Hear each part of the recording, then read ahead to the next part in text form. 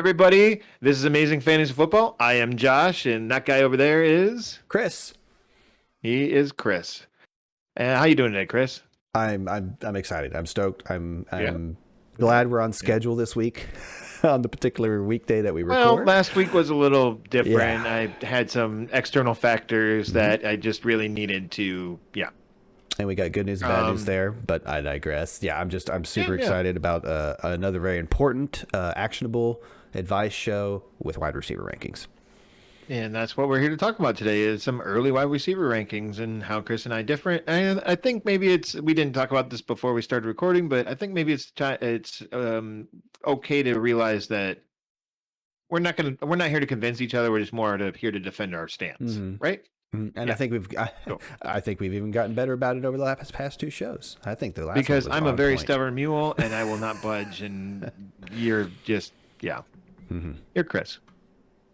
I'll move at my You're own not me. You're pace. definitely not Josh. So this is usually the point where we would talk about some news, but I mean it's still like preseason. I didn't even look Like up. it's just.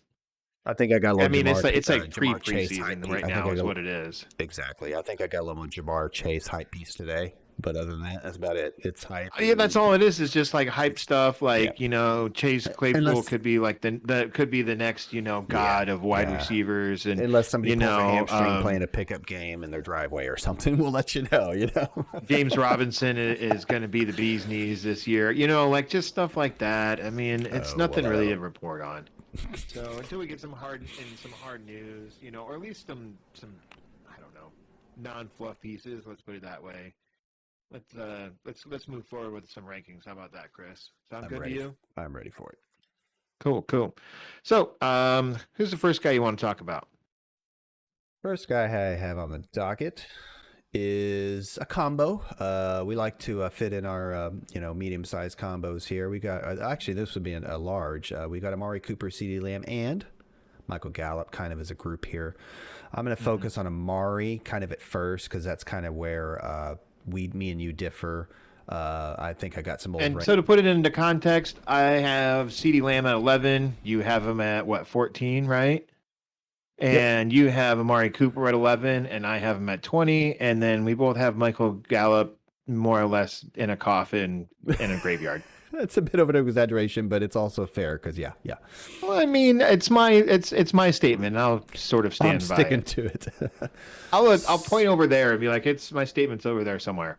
There you go. Um, So I'm going to expound upon Amari a little bit at first here because he's Go kind of the for it. focus in terms of me and you have Amari and CD flip-flop. That's a little more important right now, although it was a little astonishing So to learn what's your think? What's low your thinking there then?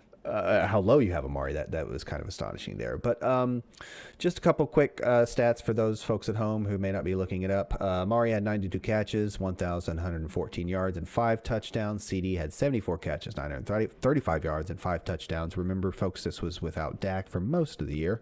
I was just gonna say that. Amari ended up wide receiver 16 with 11.9 fantasy points per game. CD wide receiver 20 with 11.3. So I think, even just glancing at that right off the top of my head here, it's like even if you want to superimpose those, we obviously think those numbers are going to be better with a healthy Dak. Mm-hmm. So even if you wanted to flip flop them and say, CD over Amari as you have him, I mean, Amari should be higher than 20th. I mean, how big of a target fall is he going to make? Okay, so this is sorry to interrupt you here for a second, but so this is my thinking on a CeeDee Lamb versus Amari Cooper and where I have them ranked. I feel like I'm putting CeeDee Lamb above Amari because I think he's going to overtake Amari as the wide receiver one in Dallas this year. That's my first point. My second point of Amari Cooper being down at 20 is that there was just those 8 guys in between that I just liked a little bit better, a little bit less than CD, but a little bit better than Amari. It's just kind of the nature of the beast when you're doing rankings is that sometimes it's like for example, like I had T.Y. Hilton, buried in a grave next to like Michael Gallup, and it was just like that seems like a criminal act here, but. Just like you start looking at the names above them, like, yeah, I guess, I just feel like the names above them are very similar players, not in player type, but in like situation. Like you're talking about a Julio Jones who's a 2, right? is he not? Yeah, and maybe Julio's just a tad And too Adam high. Thielen, Okay. who's a 2 on a relatively run heavy offense, Godwin, etc. I think it's almost like apple versus apple, orange versus orange. Like I don't know. I think the A target volume Granny Smith alone, versus a Fuji, you might say. or Randy Smith. I still heard Randy Johnson the first time. I was like, the big unit. I said Anyway, Granny Smith. I don't know who that is. They're types of apples. Oh, Granny Smith. I heard Randy. There's no Granny Smith Oh, apple. boy. I But know there- you're there's not been a no- foodie, but but there's been- man, at there- least a Granny Smith. I and know a exactly Fuji, what a they're Granny. apples. I know what they are. I heard Randy. But there's been no indication Amari is not gonna return as the primary, and assuming health. There was a little whisper in the bushes about a week or so ago about he was cutting it close for training camp. But Sorry, we who's that? haven't- Amari, but we haven't had any indication otherwise. Now, I also think I have an interesting perspective as a Dallas fan in terms of like I kind of want to side with you because I do want kind of the heir apparent, but I also think they can coexist. I think there's numerous offenses, numerous wide receiver duos that will go throughout the offseason and regular season where we're legitimately starting 2 guys like the Godwins and Evans, the Thielens and Jeffersons. So that's kind of where I'm at The with CD Cooper. and the CD and Amari's and the Yeah. Well, I mean, Cooper had the Cooper's not Terry only- McLaurins and the Curtis Samuels. Yeah, I do like McLaurin, to be fair, and I do have him very close. Cooper has not only done it last year with Dak, but unlike CD, he's done it like 5 total times. He's gotten 1,000 yards. You have a guy in Cooper Kupp above. This was at times when I looked at the outdated rankings, but obviously Kupp is still above Amari. That has only had 1,000 yards one time. I mean, Amari's done it like and 5 times. it has a much better quarterback now.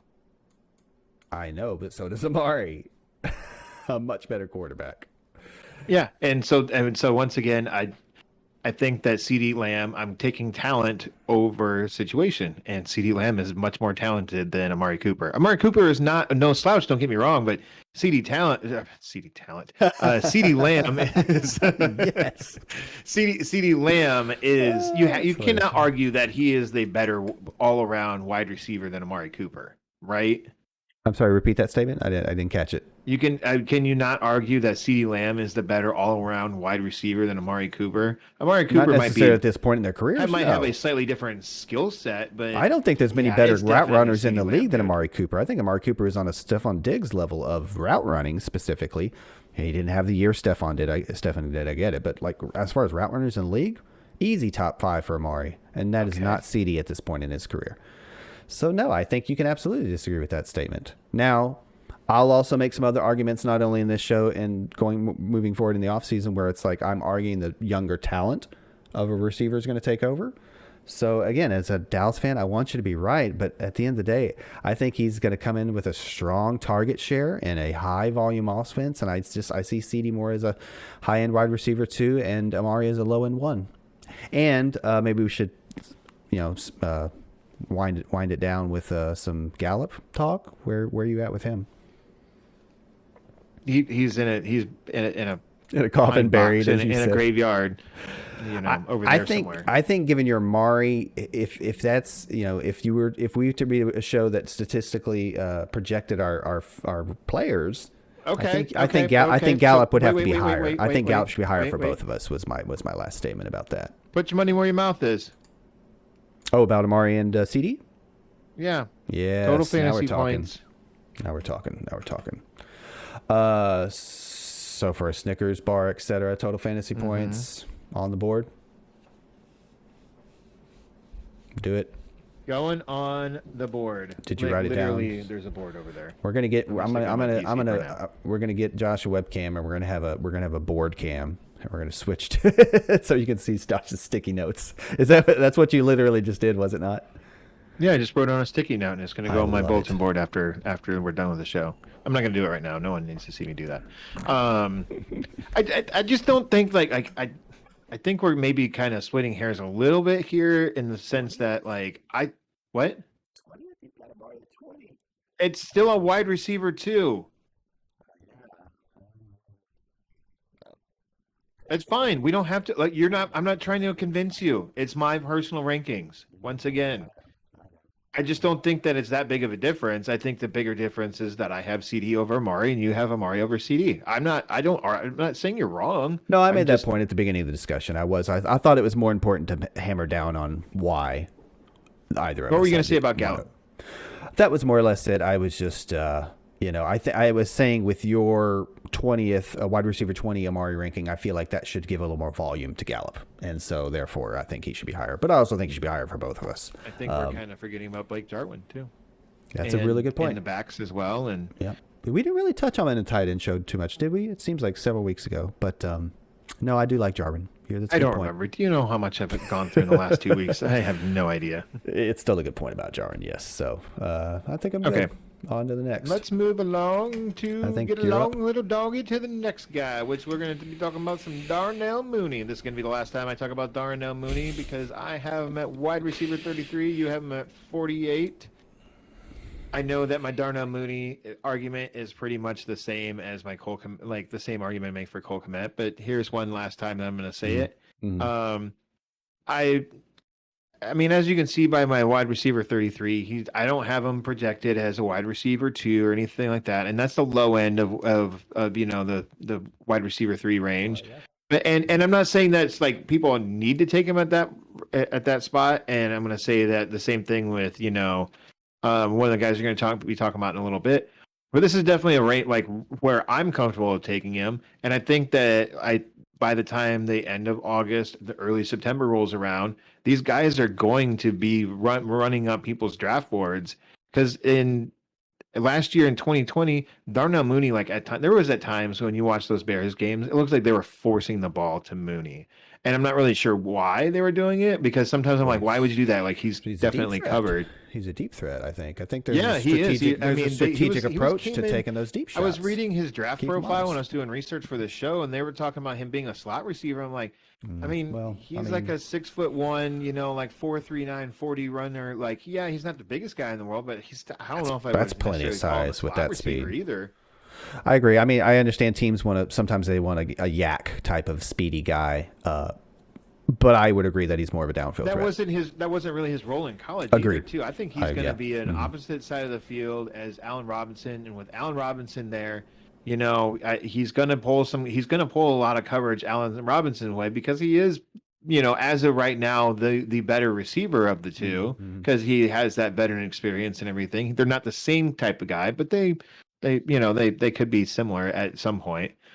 And like I've said in the past about Mooney and Cole Kmet is that the combination of I'm going to call them Nickel Fulbisky. Maybe you remember that from last night. You maybe tell them that would be Nick Foles and Mr. Trubisky. I combined the two there. See what I did? Don't get me started.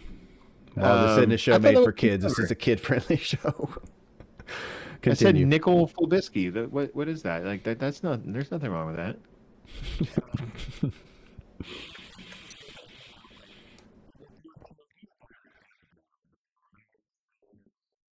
Well, I mean, don't bury the lead, though. I mean, don't bury the lead. What about Fields? I don't think he's going to start the season, so I'm gonna bank on. You don't think he's going to start at Andy all? Dalton you don't think he's going to be the starter to begin the season, or you don't think he's going to start at all? Exactly. This season? I think there's no. I don't think he's going to be the starter at the beginning of the season. Okay. I'm not looking. I mean, yeah, you have to look at down the road, but I'm looking at the first 4 weeks or so for right now. I think it's going to be Andy Dalton, and I think and I think they're going to do it right with Fields. They're not just going to throw him to the wolves. They're going to have him sit behind Andy Dalton for a few games at least, and they're going to make Andy Dalton prove that he's not that good and that Fields demands to be on the field. And if Andy Dalton comes out and is okay, like he can be, and he showed that he even last year, that with Dallas that he's okay. He was given a bad situation there behind that really bad offensive line, which was mainly because of injury. Yeah. Or at least I believe it was because of injury. No, it was. And Andy Dalton has also proven in the past that he can support multiple fantasy relevant wide receivers too. I mean, this is mainly more back in his Cincy days than it was last year with CD Gallup and Amari Cooper. I mean, he made a very serviceable Amari Cooper by the end of the year. It was kind of a rough sledding with him, but He didn't. Amari Cooper didn't exactly disappear. Neither did CD. Michael Gallup was really more the one that disappeared for the most part after Dak got hurt last year. But Mm-hmm. we're not talking about those receivers anymore. We're talking about Darnell Mooney. I'm just saying, like, you know, for a guy in his rookie season, he got 61 catches and over 600 yards and a handful of touchdowns. Like, there's definitely room for growth. And, you know, he had 98 targets. This is with the same coaching staff, the exact same coaching staff here. So I feel like they're going to get Mooney involved more in his sophomore season. And because of that, I have him at wide receiver 33. How do you feel about that after all my Darnell Mooney? My two main takeaways, given the difference we have, is that number one, I want to look at Mooney as more of an upside play, and in particular as it relates to Fields. So whether that's I value him a little bit lower on draft day because I'm worried that Dalton gets off to a cold start, or I believe Fields is a starter from day one. I'm not there yet. Don't say that yet. But and the second thing I was going to say is as it relates to my ranking specifically, because I am a little low, is that I think a big difference in our discrepancy, I'm sorry, is that 12 slots? 10, 12? No, 15. more. 15, thank you. That there's a lot of rookies that I'm willing to throw a dart on, take a chance on in that drop-off area, like wide receiver. Yeah, you're way more into rookies than I am. I'm way weighted. Especially Yeah, when it comes to receivers, I am definitely going to hold off on rookie wide receivers. I see it across the board, except for maybe Etienne and running back. I get it, but I also see it in quarterback. I don't want to beat a dead horse throughout this offseason discussion. I am higher on rookies than you are, or at least one might say I'm closer to consensus on rookies than you are. Because you I'm are still definitely higher on rookie wide receivers than I am. Okay. So those are my two main takeaways. Is that you know, I could also raise on him a little. You're willing to take a leap of faith with a rookie in a subpar situation. Yeah. I mean, I have Jamar Chase at wide receiver 28, and you have Mooney at situation. Right. And like, for example, I have Chase at 28 and you have, Mooney at 32, right? So that's 4 spots. Like I expect so much more production from Chase, but again, it comes down to our difference of opinion there as far as rookies and Mooney specifically. Are you trying to segue into Jamar Chase? Is that what you're doing? Sure, because I planned that. I like to think it was kind of on purpose, but subconscious. No, but were you finished? Subconsciously, it was. I was done with Mooney. Were you done? Yeah, pretty much. All right. So let's move on to Chase. See, it would have been better if you wouldn't have just asked me. You should have just kept rolling, man. You're right. I should have just. You're right. It felt natural. Anyway, so again, I got some outdated rankings, but I'm at wide receiver 28 on Chase. Have you risen at all? You had him at 47 some time ago. Let me double check this here. I've got it right here, actually. 35. So a whole round. So we're still, that's less than a round apart. Seven spots, but just to touch real quick on the general math at this moment. Right. Just to chuck into the general rookie conversation one last time, because it's just the beginning of my notes here on Chase, is that like real quick before you go into your Chase spiel, is that with one last thing about Darnell Mooney is that your ranking is kind of more reflects his ADP than mine, and like I said, I think he's gonna go up. Once again, I think he's going to go up willing to raise people's draft boards, and maybe I do raise. But I mean, like I am more optimistic, and then if if there's not a lot of interest as ADP kind of moves and everything, if there's not a lot of interest, you might see some value there. I guess I'll slide him down, but I'd rather keep him there for quite a while before Let's hear about just to show that quarterback and all that in Chicago. Yep. Okay, sorry. I'm sorry to interrupt. Keep going your Chase thing. I mean, heck, Mooney's only a second-year player. Speaking of rookies, so I just wanted to touch on I don't see the willingness to basically bury a guy to make him undraftable because he's a rookie. I'm just saying at the right price. These rookies these rookies can be as productive as a 10-year veteran. So I just don't want to miss out on a great Definitely. player. But take that into account when we're talking redraft. I'm not talking to you. I'm talking to our viewers and whatnot. Well, I mean, and so here's my stance on rookies, especially wide receivers, is that I feel like they're more hit or miss than they are with running backs. It's a harder position to transition to. And so Yeah, to concede, I would tend to agree I'm with that. usually a little more skeptical, and it would be, and my take Is on Jamar conservative the Chase would be word? a lot different if there wasn't Tyler Boyd and Tiggins there already. And and we have a pretty high opinion If for it was Tiggins. just Yeah. if it was just Boyd and a nobody, or if it was just Tiggins and a nobody, then I would be more on board with Chase. He would definitely be higher up in the rankings. But when he's fighting with two I mean, Boyd is a definite veteran, and Tiggins is entering his sophomore season. But still, like they've already been in the NFL for a little bit more. So and I actually have Tiggins above Jamar Chase just because of that reason. Mm-hmm. Yeah, It's not that I dislike. It's not that I dislike I the do too. I talent mean, and the player. I, It's just do I have Boyd under? I must have Boyd under Jamar, but so say I have Jamar Higgins a few Chase had gone spots to the ahead of Lions. Chase. Like perfect example. Say Jamar Chase had gone to the Lions like he should have, and the Bengals actually took Penny Sewell like they should have. I would be way more on board with Jamar Chase than I would be now. Based off sheer volume.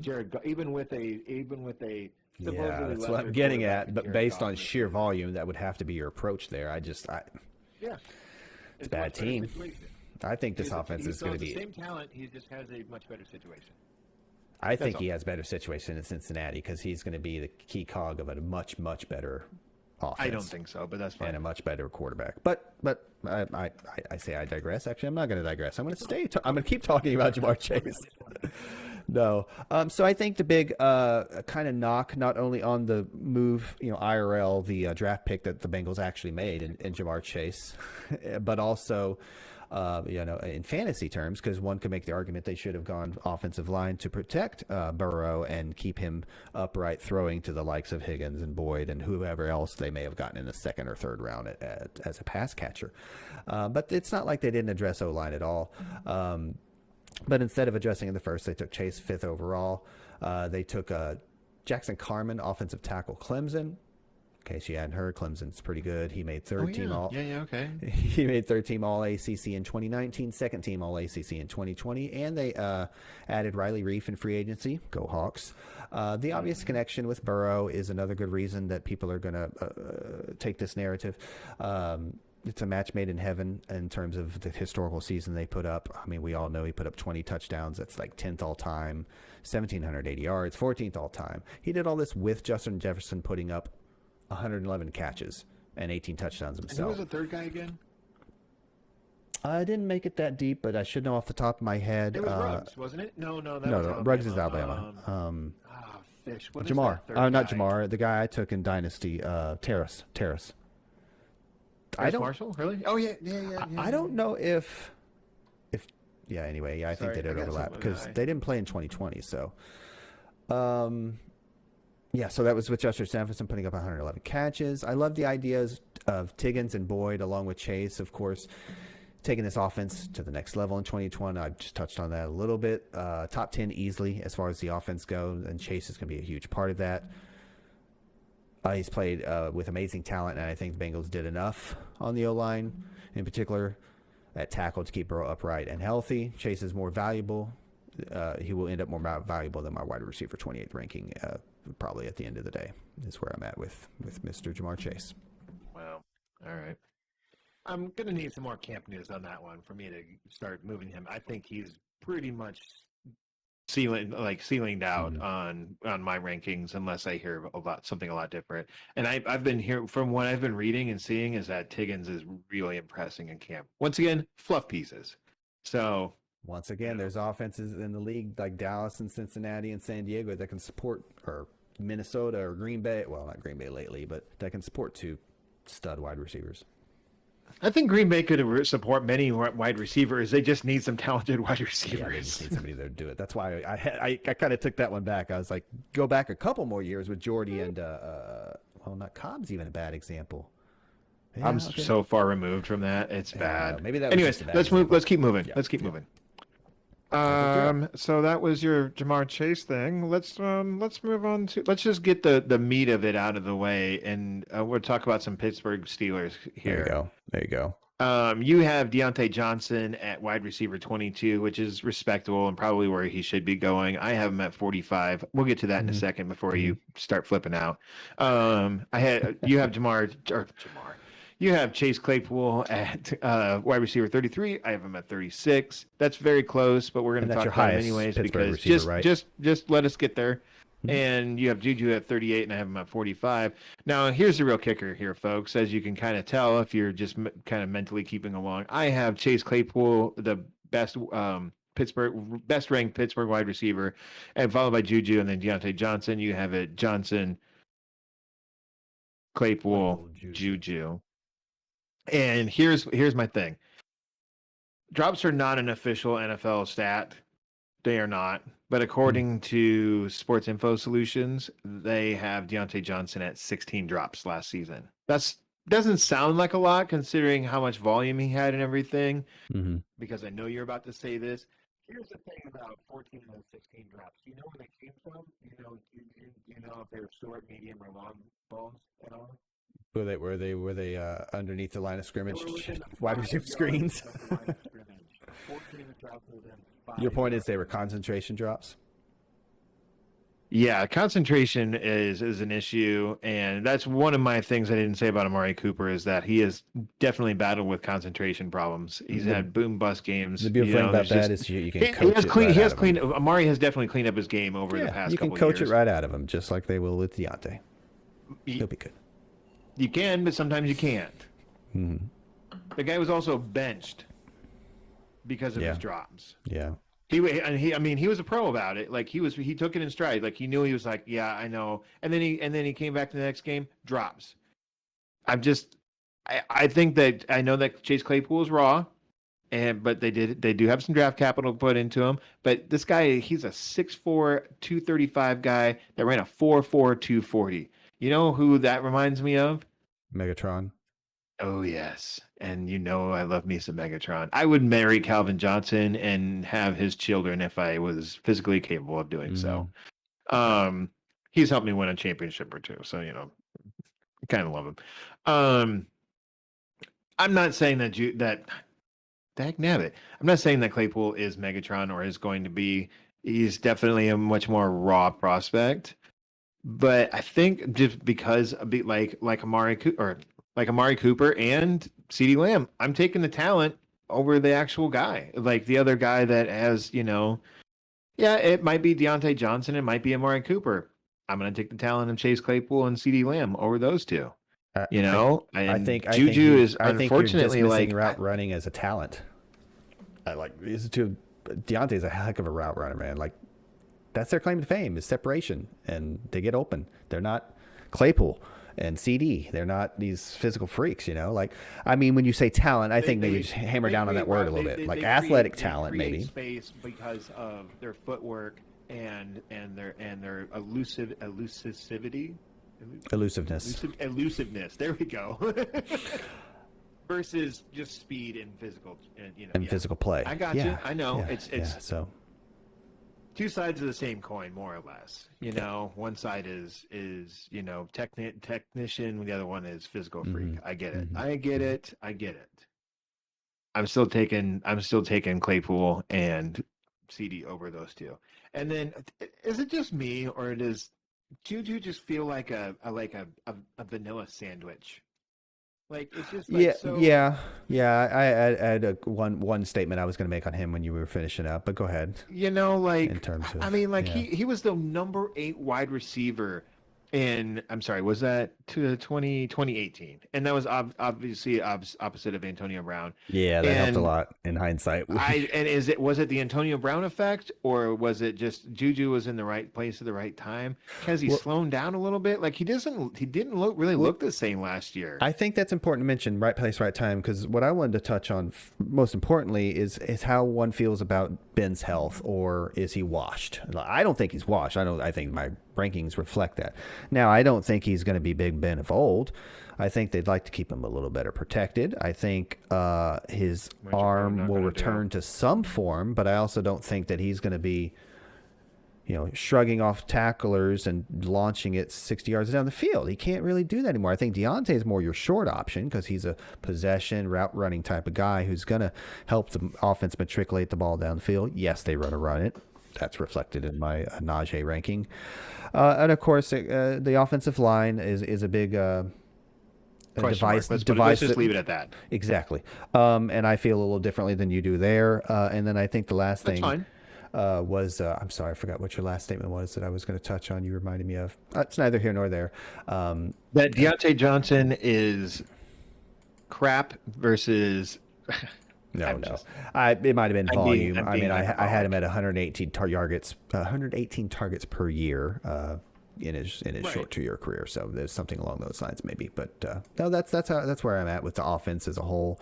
I expect a positive regression back to the mean in terms of I think last year was the aberration. We're gonna take a digression from this. If it's a positive regression, isn't it just I think it is. progression? I may not be the person asked that. I'll be honest, but I think that that's how really- I think. that I know really- it does that make sense to really, me either. tans my hide, if you will. Like I hear this all the time. Because you hear it's the a positive regression part and you think that's a progression. no, because when you hear regression, you think of a negative term, and I don't think re is negative. I think it's just coming back to the sum. I'm sorry, coming back to the medium, coming back to the So average. is there aggression then? It's not a negative per se. It aggression, just but happens is to be there moving in a aggression? negative.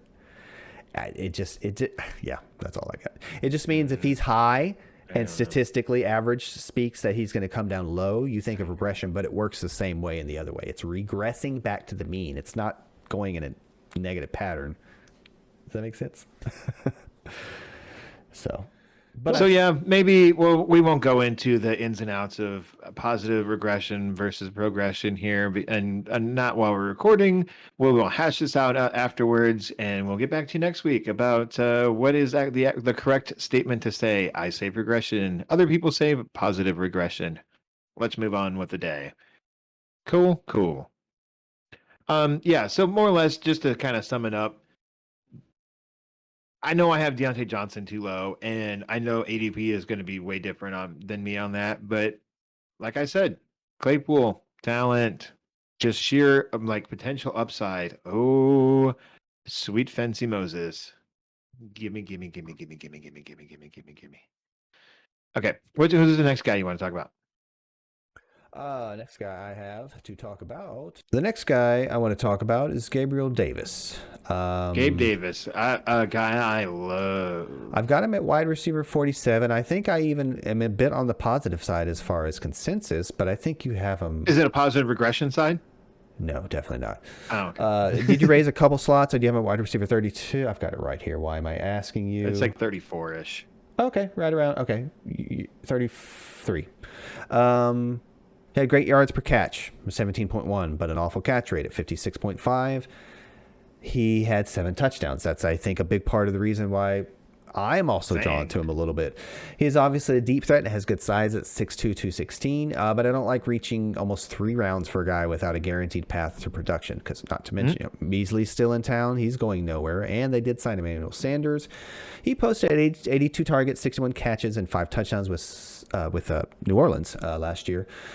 I think the vet Sanders and Beasley will be a big enough role to hurt Davis's value and knock him out of the wide receiver 3 territory with an ADP of 62.5. You're more willing to take about 30 picks ahead of that before the likes of like a Justin Gage. I think you mean about. I think you mean about probably 5 rounds. You're looking at just wide receiver ranks versus. I'm sorry. Actual. Good call. Good call. That's fine. No, that's fine. Yeah, you're willing to take about 30 picks in the wide receiver ranks. Before you continue again, Gabe Davis, he's just like Darnell Mooney. Is that I think that he's going to level up this season. I think there's definite chances of doing so.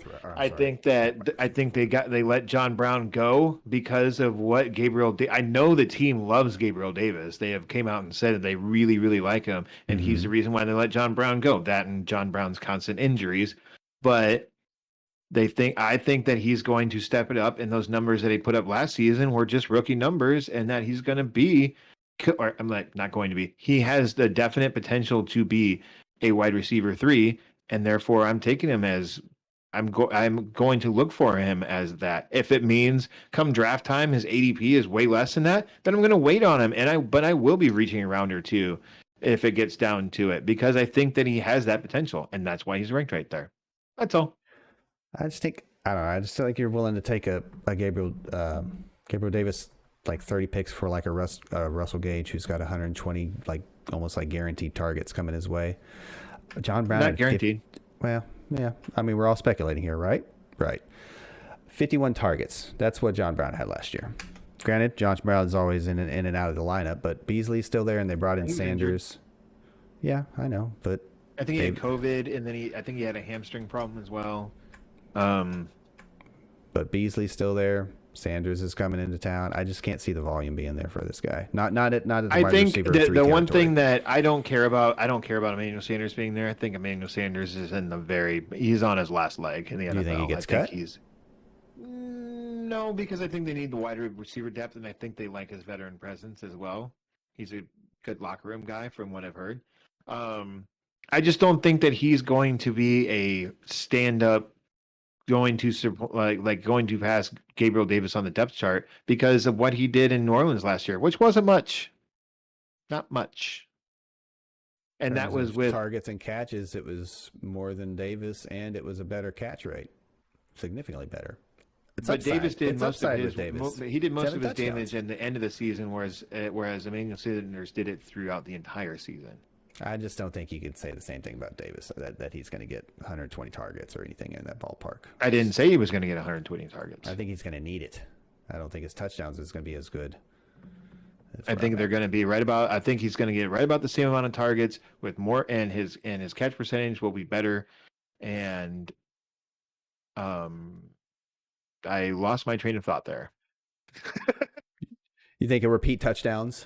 Obviously be less efficient with touchdowns because he'll play more games and get more targets, but he'll still score somewhere around like 7 or 10, maybe progress. I'm going to say about 8 because that just seems like a good wide receiver 2 sort of touchdown number, but his yards and catches will go up because he will get whereas Gabriel Davis, he started in 11 games and he says he played in 16, but really when you looked at the game by game, all of his, like I said just a few seconds ago, all of his damage was done in the last 6 games of the season when he kind of,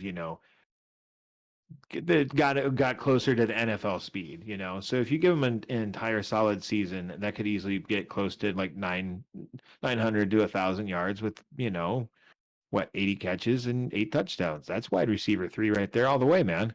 If not a wide receiver 2. No way he sniffs 80 catches. No way he sniffs 80 catches. Okay. That's where I'm at. In terms of those. Cool. That's fine. That's your opinion. Yeah. I have mine. Whatever. Right? Yep.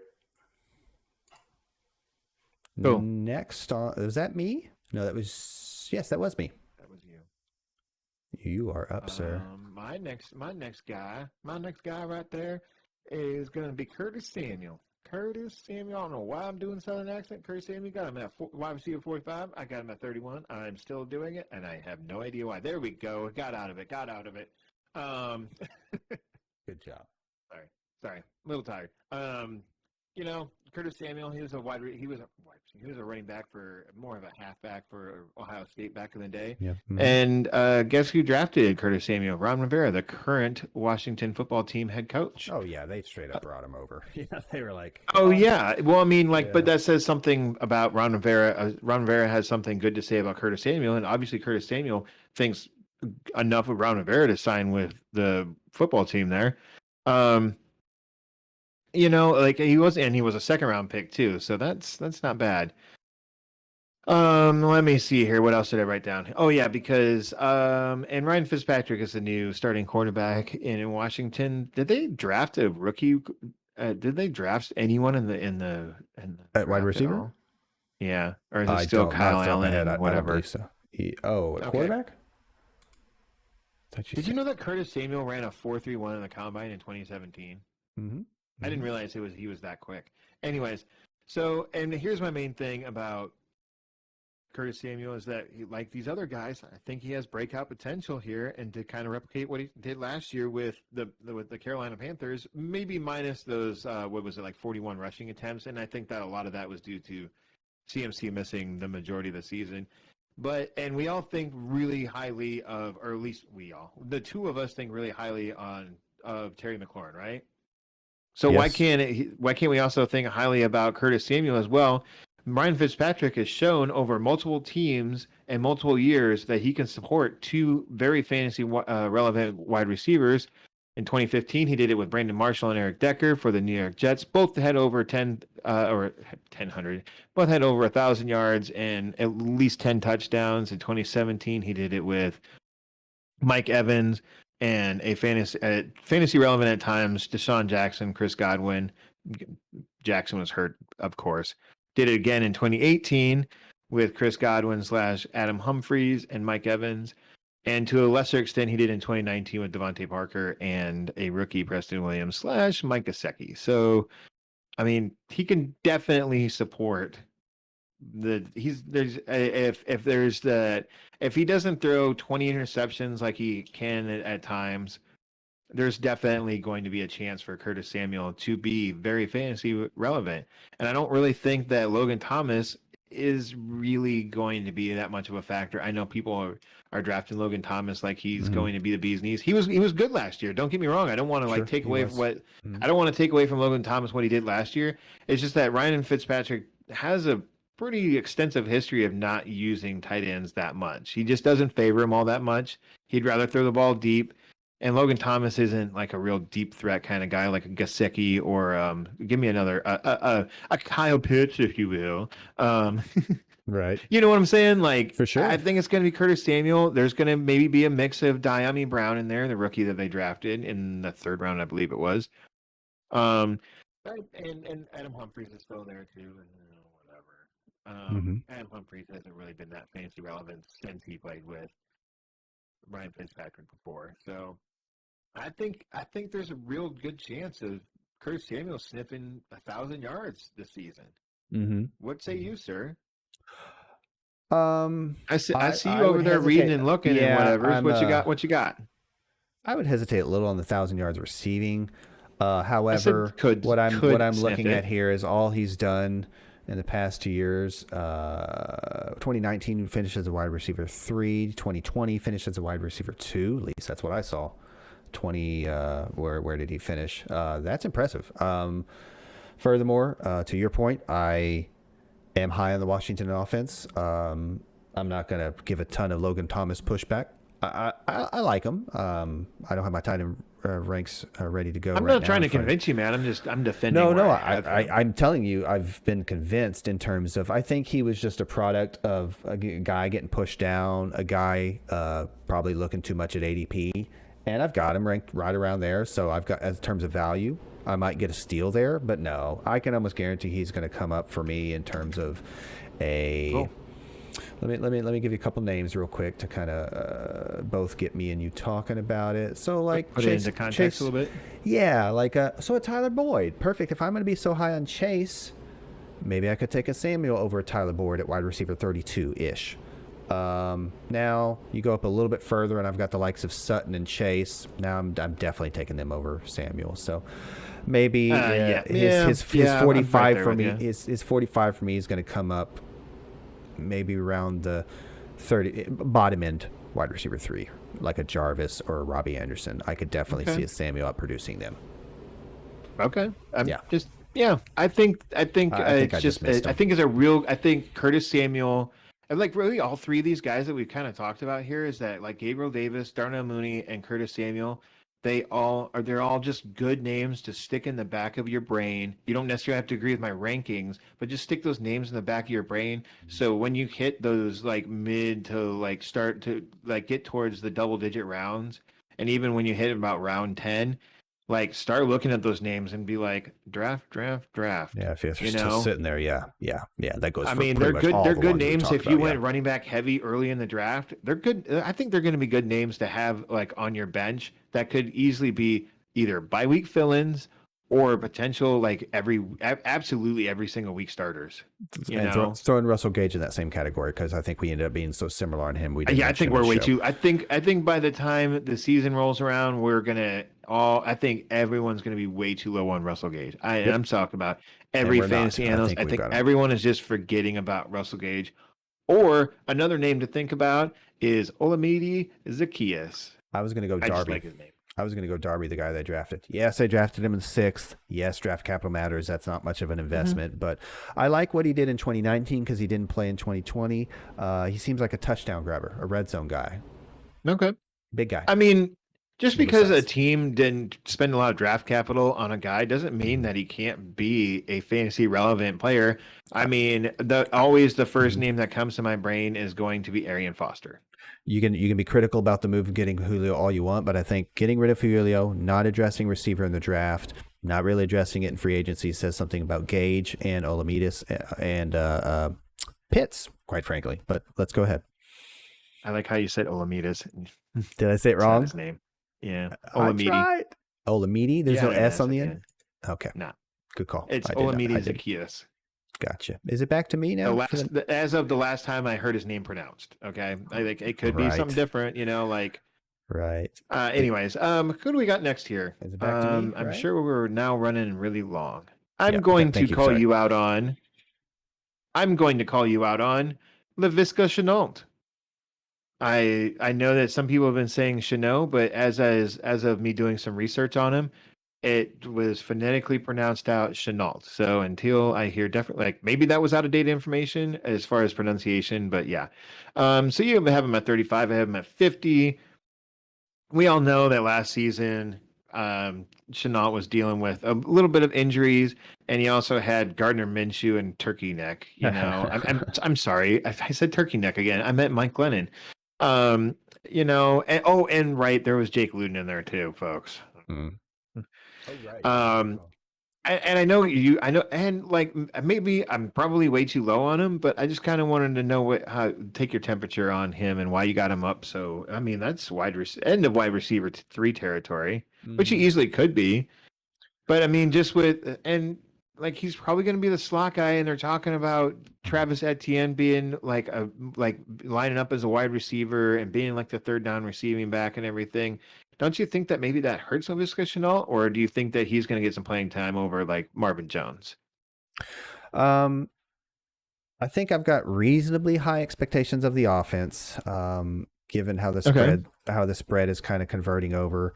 I think he fits it in terms of size. I have some doubts about Shark in terms of staying healthy and how they want to use him, or should I say how they want to funnel the offense. I feel like they don't not necessarily want to take deep shots. They want a lot of crossing routes and a lot of run after catch, and I think he's done a lot of that in college. I think he's there's some hype, to be fair, that I'm buying into a little bit here coming out of camp. Um, yeah. What do you think about this? Mhm.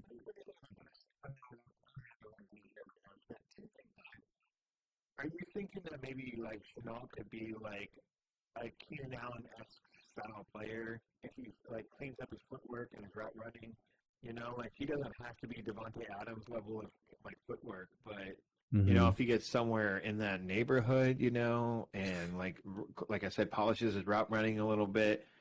Like he's a physical dude. Like he's 6'1", 6'2", depending on where you look at and everything. He's not the fastest, he's got that 4.58 speed. That's not Mhm. great, but maybe that's why they're thinking more of Etienne as like a third down guy. He's got more speed than that, but I don't know. I'm just trying to pick your brain here. That's all I'm doing. I think I think they want to have a couple guys in a certain role.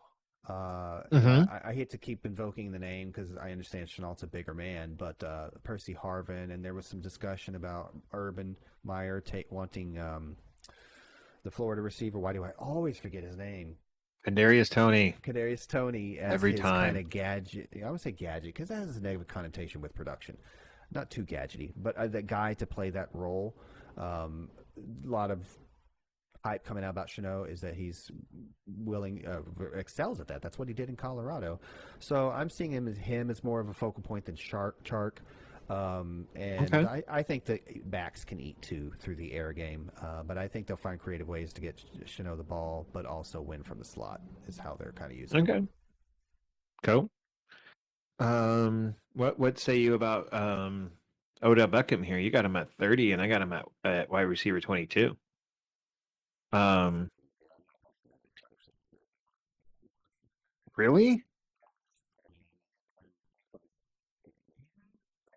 Is that the reason? Is that just because like I know he's had a litany of injuries, but I mean like listen to this though. He's played in, and granted this is No, maybe the argument against him being a wide receiver too, but he's played in 12 games, 15, 16, 4, 12, for sure. 16 and 7.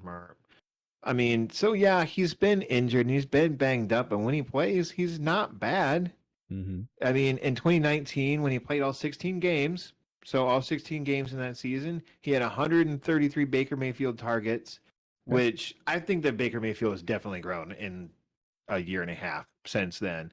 He Mm-hmm. had 74 receptions on that. Not great, but that's not really Odell Beckham. For some reason, they do not use him as a short yardage like target guy. I don't know. You mean a Not red really zone sure target? why. What's that? You mean a red zone target? I Or said I'm short sorry, yardage guy. short area field. I got you. I'm sorry. Yeah. And I mean, they have Jarvis Landry for that but still, but I mean, and he had over 1,000 yards that season, only 4 touchdowns. Yeah, I think they like to run. that would have made him wide receiver 25 last year. Last year he would have been wide receiver 25 with that stat line. So if you bump up his receptions a little bit more and maybe give him a few more touchdowns, now we're talking about a wide receiver too. And yeah, we're talking about Odell Beckham, so maybe you do have to factor in that effect that he might miss a few games here and there. But the games that he does play in, he could easily be a wide receiver too on your team. You know, I look at him as more of a flex guy. I think those days are behind him, or at least I'm not willing to take a chance on him at wide I think receiver that Baker's 24 really and grown a up. lot. Yeah, but it doesn't mean Beckham's a 1A anymore. I don't didn't think he say can he do it. was. Well, fair, and you're not taking him there. I'm just saying, I Exactly. don't know. I think the run game is more of the 1A here. With that defense and that It's run the game, 1A and 1B, really. I don't but, like his volume, and I think I still have him. I definitely have him above Jarvis, right? So I mean, and I Yeah. did make a mention of some of the guys that I might be moving, so he could creep up a little, given if I want to move, like an Ayuk or a Deontay down. But no, I'm comfortable with him there. I worry about his volume. His production is not what he used to be 2 or 3 years ago. What have you done for me lately? Type of thing, I guess. Yeah. I think his production is mainly due to the Low Browns touchdown upside. Baker Mayfield. I mean, if they unleash him this season and they could really have a high flying offense. I mean, just it's gonna be run game first, definitely. Yeah, But yeah, both of them, both running backs. That's what I'm saying. I was going to let you finish, but I'd have to start moving Chubb and Hunt down, or at least Hunt.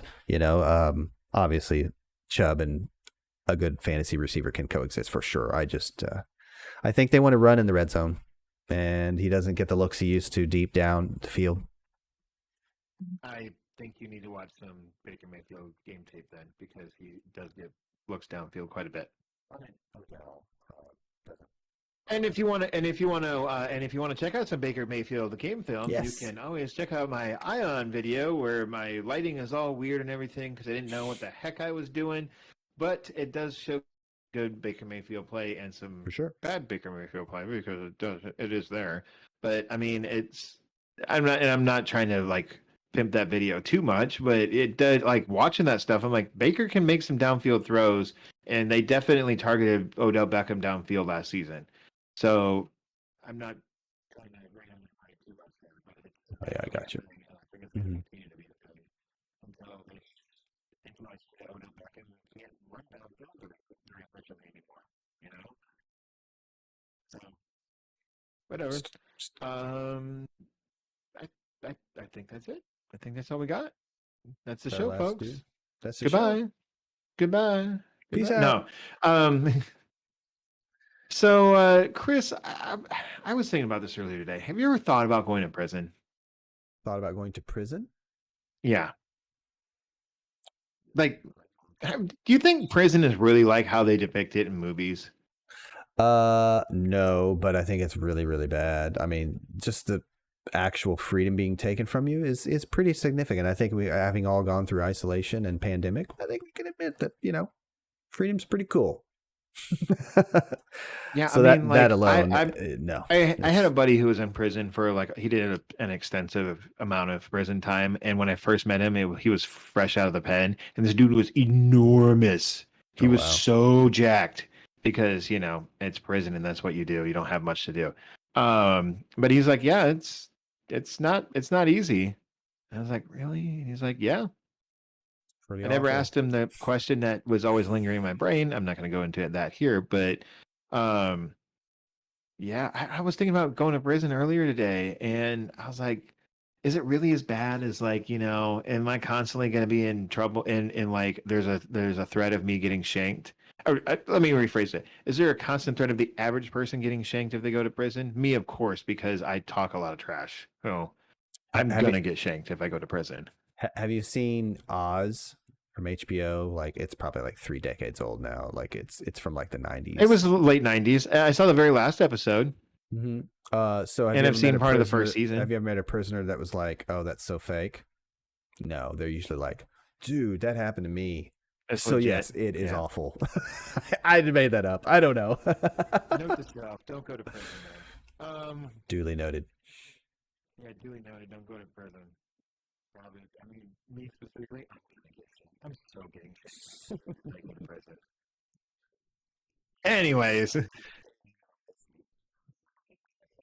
yeah, I'm a real easy target. So, um, if you're checking us out on YouTube, you can always check us out in what podcast format, pretty much wherever podcasts are available. You can check that thing down there. Um, and if you're checking us out in podcast format, you can check us out on YouTube, which Chris has put a lot of work into the aesthetic of this show.